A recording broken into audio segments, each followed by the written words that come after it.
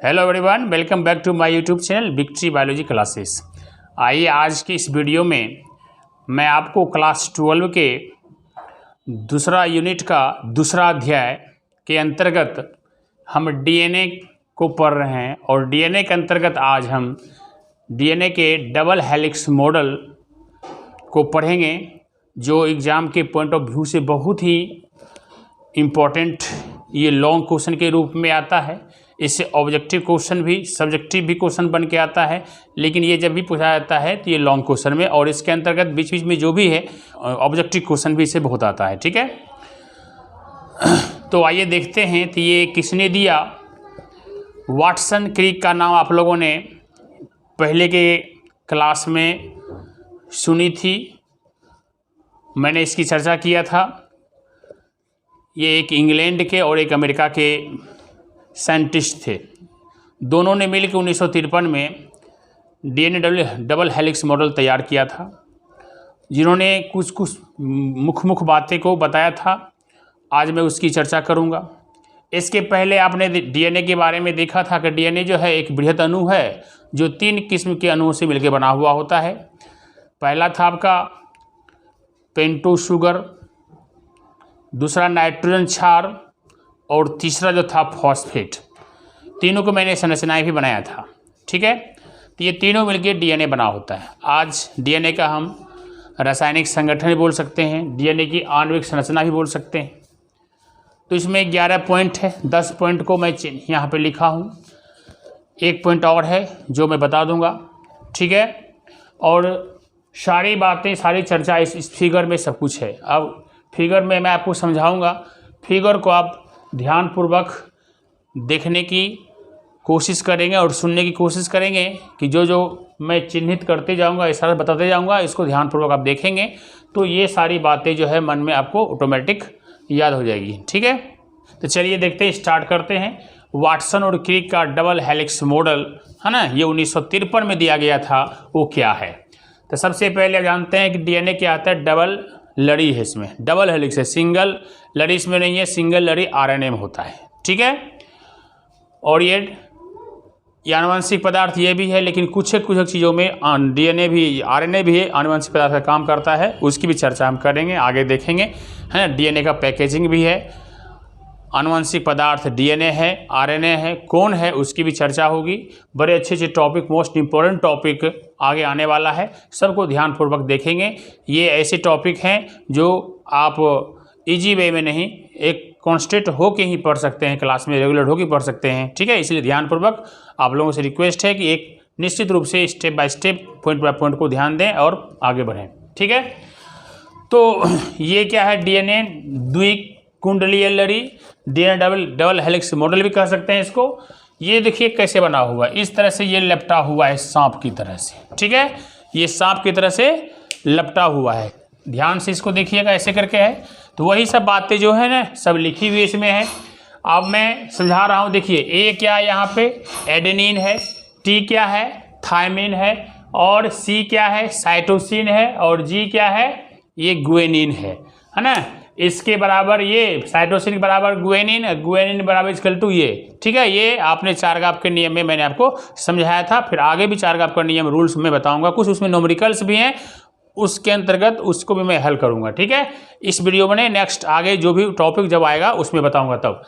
तो ये एडेनिन है, एडेनिन थायमिन के बराबर होता है, जो डबल बॉन्ड से घिरा हुआ होता है, हाइड्रोजन के डबल बॉन्ड से। और उसके बाद साइटोसिन गुएनिन के इक्वल टू होता है, जो ट्रिपल बॉन्ड से घिरा हुआ होता है। ठीक है, उसी तरह से ये जो है यहाँ से यहाँ तक जो है ये 10 पेयर होता है, मैंने 10 जोड़ा छाड़ा, टोटल 20 होता है। ठीक है, टोटल कितना होता है, ये 20 होता है। यहाँ से यहाँ पे ये है 10 बेस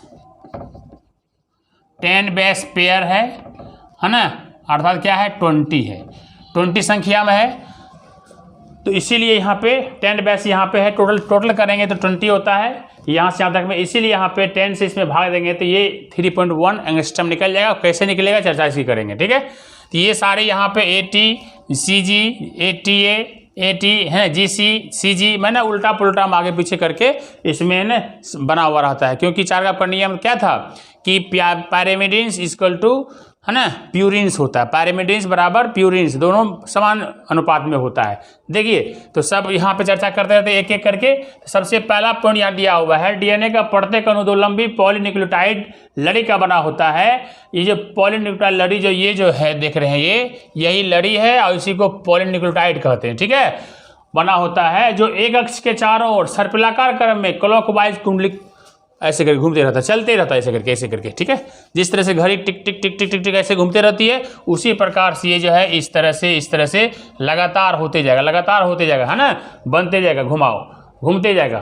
तो ये पहला पॉइंट आप लिख सकते हैं, किस तरह से क्या है, ये डीएनए का प्रत्येक अणु जो है एक लंबी पॉलीन्यूक्लियोटाइड लड़ी का बना होता है, जो क्या होता है एक अक्ष के चारों ओर सर्पिलाकार क्रम में क्लॉकवाइज में घूमती रहती है। जैसे ये फिगर घुमा हुआ है, उस घुमाव को, इस फिगर को जो आकार है उसकी बात यहाँ पे की गई है। ये सब किसने किया था, यहाँ पे देखिए लिखा हुआ था, रासायनिक संगठन को, डीएनए के रासायनिक संगठन को ध्यान रखकर वाटसन और क्रिक 1953 में एक डीएनए की 2 कुंडलित लड़ी मॉडल तैयार किया था। ठीक है, जिसकी बातें निम्न प्रकार है। ये बातें लिख के पहला पॉइंट आप कर सकते हो, और इस फिगर को देख लीजिए कि ये सर्पिलाकार बना हुआ है। दूसरी बात यहाँ पे देखिए क्या है, दोनों पॉलीन्यूक्लियोटाइड श्रृंखलाएं विपरीत दिशा में कुंडलित होती है ना। ये बात देखिए आप, देखिए जैसे कि यहाँ देखिए, ध्यान से देखिएगा, 2 न्यूक्लियोटाइड, एक न्यूक्लियोटाइड यहाँ है, एक न्यूक्लियोटाइड यहाँ है, तो दोनों क्या है देखिए आपस में क्या है, ये विपरीत दिशा में है। यहाँ विपरीत दिशा में है, यहाँ विपरीत दिशा में है। एक 5 से 3 की ओर दिशा चलता है, एक चलता है 3 से 5 की ओर चलता है, वो आगे पॉइंट मिलेगा, उसको भी देखिएगा। ठीक है, इस तरह से ये होता है। तो दोनों जो ये न्यूक्लियोटाइड है, ये न्यूक्लियोटाइड है, ये भी न्यूक्लियोटाइड है। ठीक है, तो दोनों न्यूक्लियोटाइड क्या होता है, विपरीत दिशा में होता है। दूसरा पॉइंट आप इसको रख लीजिएगा कि ये विपरीत दिशा में होता है। तीसरी बात यहाँ पे क्या आती है, एक पॉलीन्यूक्लियोटाइड श्रृंखला में शर्करा के कार्बन 5 से 3 की दिशा की ओर, और दूसरा जो होता है 3 से 5 की ओर चलता है। तो यहाँ से लेके चलेगा 5 से, देखिए एक चलेगा किधर, जैसे ये है, ठीक है, ध्यान दीजिएगा इसको, ये 5 से 7 से 3 की ओर चलेगा, और यहाँ क्या चलेगा 5 से 3, यहाँ 3 से क्या चलेगा 3 से 5, ये 3 से 5 चलेगा, और यहाँ चलेगा 5 से 3 की ओर। ठीक है, देख लीजिए, ये 3 से 5, ये 5 से 3 चलेगा। ठीक है, इसको भी दर्शा लीजिएगा फिगर में। ये तीसरा पॉइंट हो गया आपका। ठीक है, और चौथा पॉइंट क्या कहता है, प्रत्येक कुंडली में अनेक न्यूक्लियोटाइड श्रृंखलाबद्ध होते हैं। प्रत्येक कुंडली में अनेक न्यूक्लियोटाइड श्रृंखलाबद्ध होते हैं। अब देखिए ये कहाँ है, तो श्रृंखलाबद्ध देखिए, एक यहाँ, एक यहाँ, एक यहाँ, एक ये है ना, ये न्यूक्लियोटाइड जो है क्या है, प्रत्येक कुंडली में अनेक न्यूक्लियोटाइड। देखिए ये कुंडली बना हुआ है, इस पर से घेरा बना हुआ है, ये कुंडली है, ये इस तरह से कुंडली है, और उस कुंडली में क्या श्रृंखलाबद्ध रूप में सारे जो है न्यूक्लियोटाइड श्रृंखलाबद्ध। न्यूक्लियोटाइड क्या है, ये न्यूक्लियोटाइड है, बेस है ना, इसको बेस, तो इसमें अंतर्गत ये जो है ना, ये भी न्यूक्लियोटाइड कहते हैं। न्यूक्लियोटाइड क्या हुआ, न्यूक्लियोटाइड जैसे डीएनए का क्षार, नाइट्रोजन क्षार जो होता है ना, एडेनिन, थायमिन, साइटोसिन, गुआनिन, ये सब क्या है, नाइट्रोजन, ये क्या कहते हैं, न्यूक्लियोटाइड है, उसी के अंतर्गत ये सब चीज आता है। तो यहाँ से लेके सब, ठीक है, तो ये जो है आपका ATCG जो भी एडेनिन थायमिन बराबर, थायमिन एडेनिन के बराबर हो जाएगा, उसी तरह से जो साइटोसिन है गुआनिन के बराबर हो जाएगा, और गुआनिन भी साइटोसिन के बराबर हो जाएगा। ठीक है, तो ये जो है देखिए श्रृंखलाबद्ध रूप में यहाँ भी है, इसमें भी है, इसमें भी है, आगे चलते रहेगा। ठीक है, तो ये जो पॉइंट, चौथा पॉइंट कहता है प्रत्येक कुंडली में अनेक न्यूक्लियोटाइड श्रृंखलाबद्ध होते हैं। तो अनेकों है यहाँ पर, ये रूप में है ना, ये बात हो गई। पांचवा पॉइंट कहता है एक श्रृंखला के सभी न्यूक्लियोटाइड के शर्करा अणु फॉस्फेट अणुओं द्वारा जुड़े होते हैं। देखिए तो ये जो है, ये जो किसके द्वारा जुड़ा होता है, देखो यहाँ जुड़ा हुआ है, यहाँ भी जुड़ा हुआ है, यहाँ से जुड़ा हुआ, किससे जुड़ा हुआ, इसमें जुड़ा हुआ है। तो ये जो है ना पूरा, ये क्या है, शुगर फॉस्फेट है ना, बैक बोन है, मीन्स इसको एस से सूचित करते हैं। शुगर है, इसको एस से सूचित कर सकते हो, माने ये क्या है, बेस है, किसका बेस है, तो ये शुगर फॉस्फेट का ये बेस है। ठीक है, दोनों साइड, ये भी, तो क्या है, ये शुगर फॉस्फेट है। तो शुगर फॉस्फेट से दोनों लड़ी जो है आपस में जुड़ा हुआ होता है। एक श्रृंखला के सभी न्यूक्लियोटाइड शर्करा अणु फॉस्फेट है ना अणुओं द्वारा जुड़े हुए होते हैं। ठीक है, तो ये क्या लिखा हुआ है, शुगर फॉस्फेट बैकबोन, ये जो इसको शॉर्ट में एस से सूचित कर सकते हैं। ठीक है, एस से। ठीक, आगे बढ़ते हैं। छठा पॉइंट में है दोनों कुंडलियों के न्यूक्लियोटाइड की भी आपस में जुड़े रहते हैं।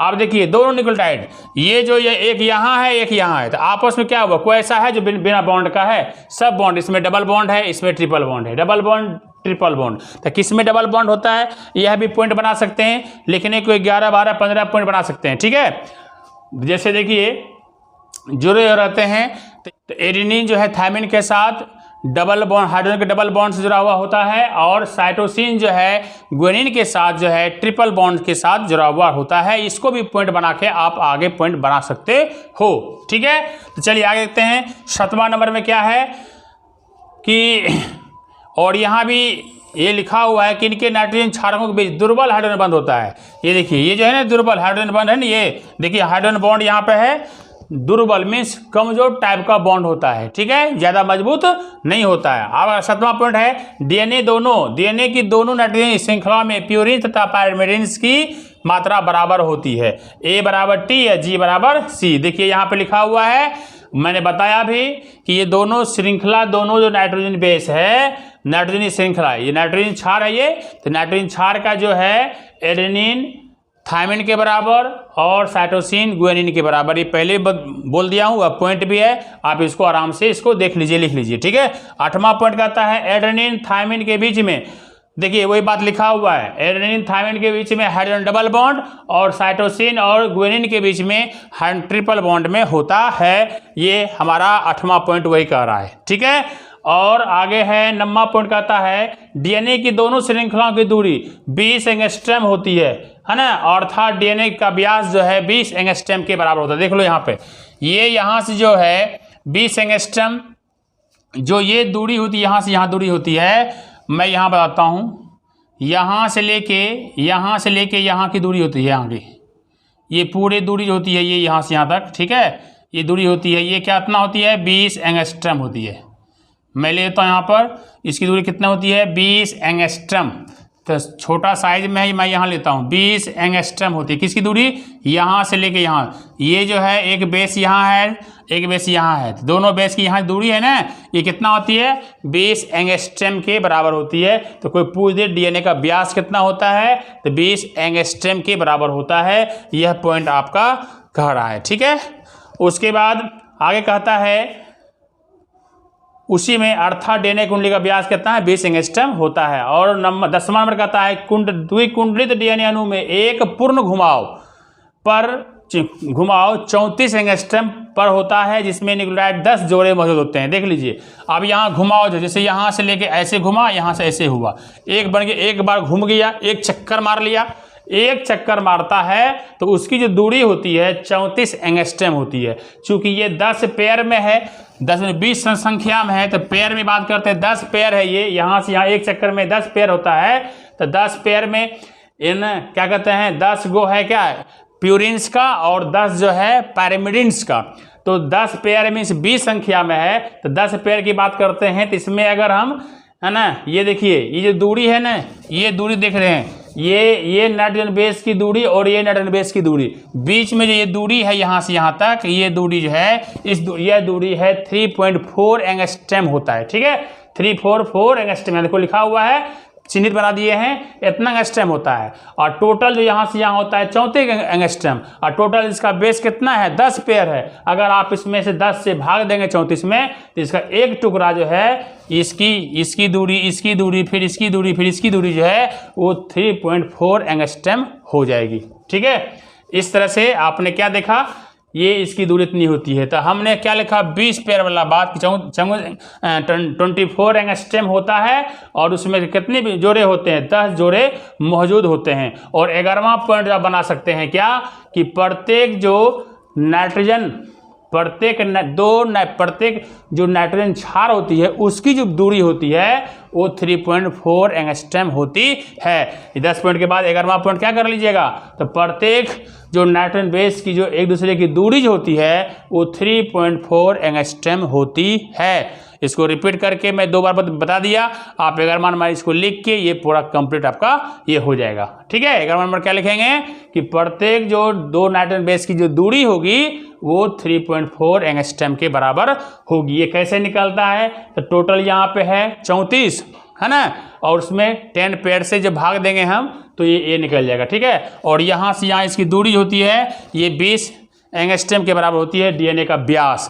तो एक ऑब्जेक्टिव क्वेश्चन ये हुआ, फिर एक हुआ, दो हुआ, तीन हुआ, एक चौथा हुआ, है ना। उसके बाद दिशा है, विपरीत दिशा की ओर बढ़ती है, 5 से 3, इधर 3 से 5 की ओर चलता है। तो 5वां क्वेश्चन हुआ ऑब्जेक्टिव क्वेश्चन। उसके बाद क्या कहते हैं, एडेनिन किसके बराबर होता है, थायमिन बराबर, है ना। 6ठा क्वेश्चन हुआ साइटोसिन किसके बराबर होता है, ग्वानिन के बराबर, ये है ना। 7वां क्वेश्चन हुआ। 8वां क्वेश्चन बन लीजिए कि एटी में क्या कितना बॉन्ड हाइड्रोजन का डबल बॉन्ड होता है, वो 9वां क्वेश्चन हो गया। और साइटोसिन और ग्वानिन में कौन बॉन्ड होता है, तो ट्रिपल हाइड्रोजन बॉन्ड होता है, वो 10वां क्वेश्चन हो गया। इस तरह से बहुत सारे जो क्वेश्चंस जो हैं ऑब्जेक्टिव क्वेश्चन भी इससे निकलेगा, ठीक है। और लॉन्ग क्वेश्चन तो ये आपको मैं बता ही दिया, ठीक है। ये आपका डीएनए का द्विकुंडित लड़ी हुआ, ठीक है। नेक्स्ट वीडियो में हम नेक्स्ट टॉपिक लेके आएंगे डीएनए से संबंधित बातें, जिसके अंतर्गत हम पढ़ेंगे चारगाफ के नियम, ठीक है। चारगाफ के नियम है, उसके बाद डीएनए का पैकेजिंग भी है। देखते हैं आगे नेक्स्ट टॉपिक लेकर आते हैं, तब तक इसको आप अभ्यास करिए। उम्मीद है आप समझ गए होंगे, ठीक है, समझ गए होंगे। ओके, आज इतना ही। Okay, bye.